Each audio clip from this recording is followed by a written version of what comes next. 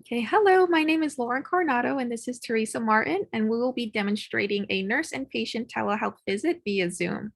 So Teresa, why don't you go ahead and tell us why it's important to have these telehealth visits? Well, one of the things that we'd like to demonstrate today through our skit is that telehealth can save lives. For patients who have been negatively impacted by COVID and are unable to come to the office or have increasing anxiety about coming to the office, this is a great way to see them and continue following up. It's obviously been used in rural settings and with specialists for a long time, but given COVID, it's really important that we see as many patients as possible. Alrighty, Lauren? great, thank you so much. So I will be demonstrating a telehealth visit with Mrs. Johnson, and she is a 38-year-old woman with a primary diagnosis of type 2 diabetes. She's insulin dependent, yet it's uncontrolled, and has an underlying clinical diagnosis of social anxiety. Alrighty, we'll begin now. So hello, Miss Johnson. It's good to see you again. It's been roughly about a month since we last spoke. But to reintroduce myself, my name is Lauren and I'll be your nurse today. So first off, why don't you tell me how you're feeling and how has there been any new or exciting changes in your life recently? Hey, Lauren, thanks for seeing me this way again. Sorry, I'm just not comfortable coming into the office yet, so I really appreciate you doing this Zoom thing, which is much easier for me. So yeah, things are going okay. I'm still in a lot of pain though, in my right foot, in terms of how I'm feeling. And I'm in a pain. I want to hang out in the house and sit around. I don't really want to go out still. My husband does the grocery shopping and errands. And as you know, I'm not working. So I just kind of hang out. I watch my television shows. So that's kind of about how I'm doing. Okay, great. Well, I can completely understand that you're not comfortable coming in with office visits yet. A lot of people aren't, especially due to COVID and those rising concerns. But I am happy to hear that you have your husband there supporting you and he's able to go out and do that grocery shopping and you can better care for yourself in that way. So let's talk about your diabetes. And I know that you're in pain and we'll get to that. But as far as your diabetes, how have your glucose readings been? Well, I know last time you really spent a lot of time with me on how to use the glucose monitor correctly and how to read it, and then how to make sure I'm taking the right amount of insulin after I eat. So I've really been following your little rules. I have my little sliding scale here. So every morning, if I remember correctly, I've been taking let me see, what's it called again? My Lantus every morning as it says on the little thing, like exactly how much you take. And then after I eat, about maybe 10 minutes after I eat, I usually prick my finger like you showed me. I look at my little glucometer and it tells me what the numbers are. And then I take that number and I look at my scale like you showed me. And I'm like, oh, that's how much insulin I have to take because I ate too much sugar or I didn't eat enough sugar. So I'm usually having to take between 3 and 5 units after meals. And I usually eat at least 2 times a day, sometimes 3. Okay, That's kind of great. how it's been going. So my highest blood sugar, let me get my log, was like 280, and my lowest was like a 110. Okay. And in terms of the past month, have they been moderately in the same range? I'm looking down at my log now, and it looks like, I have a lot of 130s, 140s, 150s, 160s, a couple of, pop over 200, but that's because, I had that second dessert. Okay, great. So I'm glad to hear that you're using the sliding scale. So you're checking your sugar about 2 times a day. And before you eat, you're taking your long-acting insulin, Mhm. correct? And that is 1 time a day, correct? That's going to last you Yeah. the whole day. Yeah, Okay. yeah. Have you had any symptoms of low blood sugar or increased blood sugar? No, I think I've been okay. I think it's been okay. I mean, we really spent so much time last time. I think I've kind of gotten a routine now, and I'm starting to get it a little bit. Okay, great. Just make sure you're watching if your insulin drops too low. You're eating little snacks throughout the day as well. Instead of just having 2 meals, we want to make sure you're getting your 3 meals a day with snacks in between. And maybe have some candy lying around for those days if you accidentally give yourself too much insulin. That's important to look out for, but I'm glad that your numbers have been very stable. So congratulations and great job on that. Thank you. So let's move on to a foot ulcer that I remember seeing. Oh So, yeah, let me show you. all right. You gotta see this thing, man. See, I got it all wrapped up like you showed me. Well, it looks You need me very to take nice off the and bandage probably, clean. right? You need me to take this off? Yes, please. That All would be right. great. Sorry, I don't have very sharp scissors. Oh, that's all right. Take your time. I appreciate you showing me your foot. Yeah, it's been giving me hell, man. Pain, pain, pain all day. That's all I'm in constant pain. I hobble around like an old lady. Oh, well, that's not very comfortable. We'll have to See? take care of that. Well, it has healed beautifully, but I am Yeah, concerned but that why you're am I in so still much having pain? pain. Well, since you have diabetes, what kind of pain is it? Is it like needle picks? Is it excruciating pain? On a scale from 1 to 10, how bad is your pain? And can you describe it to me? Oh, it's an 11, 12, 13, way over the top, all the time, every day, throbbing, and then it's aching, and then it feels like someone's stabbing me. It's constant. Does it get So, really I've hot been and popping those warm? pills. I've had to just keep popping those pills. What pills are you taking currently? Well, you guys gave me those oxys Okay, and how many are you taking per day? whenever it hurts. Whenever. So every 2 hours, 3 hours. Okay, all righty. All right, so those are being prescribed to you, correct? And you're not taking any other over-the-counter medications or any medications that may be given to you? No, I'm taking the oxys that you guys gave me, but I'm running out. So I need another refill as soon as possible because I only have a couple left and that's only going to get me through this morning. That's why I came on the visit today. So those oxys are only lasting you about 2 hours a day, and then you need to keep taking them. Yeah, and sometimes I got to double up too. Okay, so I am concerned a little bit about the dosing ranges and how frequently you are taking those medications. But it's only 10 milligrams. So that can add up throughout the day. And the more you take it, the more tolerance you're going to get towards those medications. Okay. So So, what are we going to do about my pain then? alrighty. So at this time, everyone would like to take a pause and kind of debrief about the situation that's going on here. Okay, taking the time out. Time out. So Teresa will join in with some comments as a patient, but from my perspective, we know that her diabetes is being controlled well with insulin. She seems to have good education in regards there. But now we see how the topic of concern will now transition to pain and emotional support video. An important factor to consider is that if she continues to take opioids, her glucose levels will become dysregulated despite the use of insulin. So those possible 5 units, 3 units a day, she's taking a fast-acting insulin.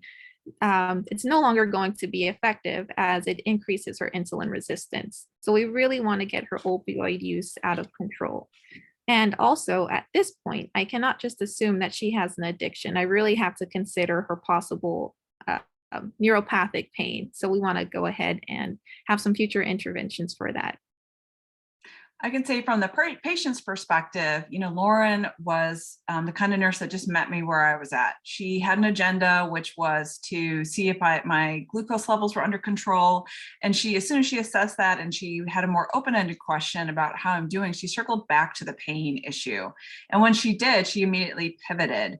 But when I expressed how much pain I was in and the amount of medication I was taking and I was minimizing it, Lauren was very good at just circling back and without being judgmental, she was like, nope, there's still cause for concern here. So she was firm, but she wasn't judgmental in terms of her addressing of my taking too much oxycodone during the day. So that was really helpful from a patient's perspective. Her body language has always been turned towards me, even though I'm kind of inching around and I'm not looking at her. She's always had very supportive commentary back to me about how I'm keeping things under control and taking my insulin as directed. So those were all really powerful things for me that she was able to express holistic nursing care while she was assessing my diabetes. So going based off of what Teresa said, what she said, she mentioned holistic care. And the biggest hurdle for nurses is that they think that they cannot provide holistic care over telehealth. But it is imperative that during conversations with your patients, we have that intent listening and we are hearing our patients' needs and concerns. And our form of verbal and nonverbal communication can really be used to our benefit so that our patient is allowed to feel more comfortable and honest with us in regards to their care. And so, what I would like to go ahead and do is continue this video and we'll go ahead and take some debriefings in between. Alrighty. Okay, Ms. Johnson. So what I would like to do for you is I would really like to set up another telehealth appointment with a specialist regarding your foot pain, which kind of sounds like possible neuropathic pain that you're experiencing. Okay. And I'm sorry that you have to experience this pain, but we'll do our best to try and get it under control for you. Okay. And I also understand that social anxiety is something that you experience.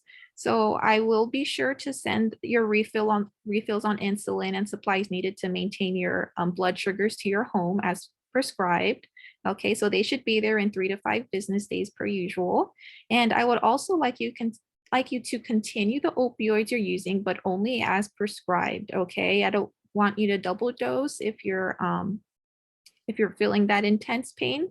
Try your best to stick with that maintain prescribed 1 tablet every 8 hours that you are using for pain, and I will provide you with an appointment to receive what's called gabapentin, and that's a specific medication used for the pain that you are experiencing to control neuropathic pain, along with some Narcan, just in case you go ahead and take too many tablets of the opioid that you're taking, the oxycodone. Okay. So I'm sorry, Lauren. So what you're saying is I need to see somebody else to get a different pain medication, and you don't want me to take the medications whenever I'm feeling pain. You only want me to take them 1 tablet every 8 hours. Is that right? That's correct. How Okay. does And if that I'm sound to in you? a ton of pain, what do I do? Am I going to get this appointment soon, or how's this going to work?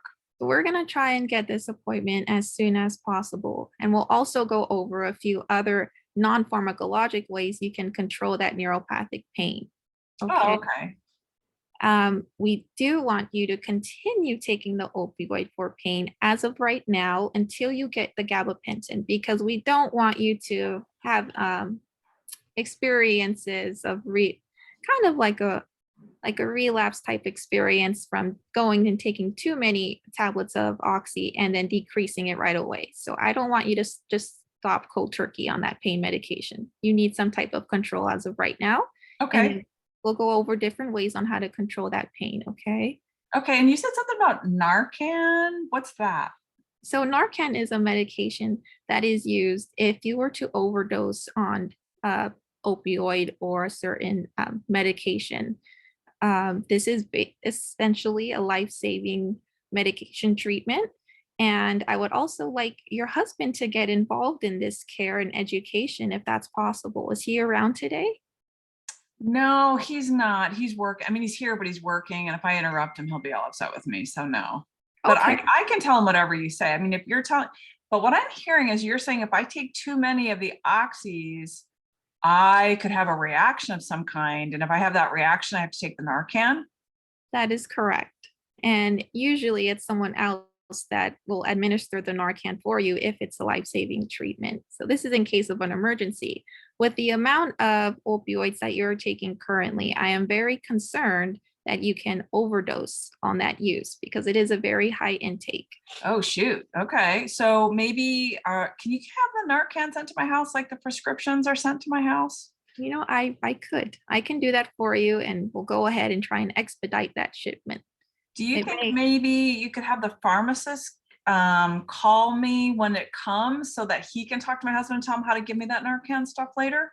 Absolutely. We can go ahead and get that sent up to you. And thank you for bringing that important point up and advocating for yourself in that way. So I will go ahead and get that Narcan sent to your home, and we'll have a pharmacist go ahead and call and talk with you over the phone. I can transfer you after we speak, and I will have a representative talk to you in regards to your medication. Okay, that sounds like a plan. Thanks, Lauren, for meeting with me today. And I will cut back on my oxys. I will wait. I'm going to wait to get the Narcan. And then you're going to set me up with a telehealth appointment right away with some pain guy to get a different medication, right? That's the plan. Correct. You're going to have a pain specialist. Um, but also, we do want to consider um, setting you up with a diabetic nurse as well. And I know these are a lot of appointments to keep up with, but it's very imperative for your care and very important that we want to make sure that your diabetes is under control and make sure that it is neuropathic pain that you're experiencing as well in relation to diabetes. Okay. I mean, as long as it's on Zoom like you and I have been doing, that's fine. I'm not working. I'm here. Great. Well, thank you for being so compliant, and this is going to only benefit you in the long run. And we're all here to help you in your care and assist you. So if you have any questions, you have my references and my number, and you can always give me a call. Okay. Great. Thanks, Lauren. Perfect. So let's take one last time out. So the patient is married and her husband is her support person. Although he is busy right now, it is very important to get him involved in her care to make sure he has at least some education on the purpose of Narcan and how to use it in the case of an emergency. So it would be great if I could provide her with the Narcan and an appointment to get the gabapentin as soon as possible. And we can have her husband pick it up at the pharmacy, and have a pharmacist go over the medication with him. But in this case, Miss Johnson is more comfortable with an over the phone consult. So we can go ahead and definitely get that set up. And with nurses, it's very important to consider this because we want our patients to be as compliant as possible and really listen to their needs. It may only take a few more minutes to get that set up, but it is possible in the end. And I would just add that one of the powerful things about telehealth is that Lauren was able to assess by my education teach back to her as the patient was that I actually was not in crisis now by taking too much opioids. Someone who is actively taking too many opioids would not be able to do a teach back session like that and go through those series of steps. So it really allows her through her teaching and for me telling her back what she just taught me to assess, am I in any kind of crisis now? I mean, obviously if I'm talking and breathing, so we don't have respiratory distress, she didn't hear any shortness of breath or any pressed speech from me. And she also saw that I was able to cognitively teach back the education she gave me. So clearly I was not in jeopardy of overdosing currently. So she could triage in her own mind while we're having the conversation via telehealth. So overall, I keep setting her up with appointments with different specialists, and this can be very overwhelming for a patient. And although it is very imperative for her care that we do get these meetings done, we do want to kind of space them out and consider how she would feel with all these phone calls coming in, all these appointments, and having to keep track in them. Considering her social anxiety as well, even though it's over telehealth, it's still very important to consider.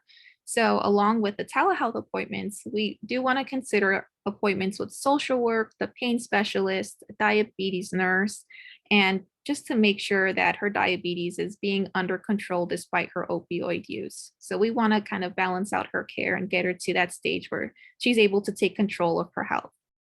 So in summary, telehealth in this situation just may have saved my life by both getting Narcan delivered to the house, making me aware that I was over using my oxys, and providing me with an alternative appointments and alternative medications that could potentially continue to address both my pain, my anxiety, and my diabetes. So telehealth saves lives. Thank This concludes our you. telehealth visit. Thank you.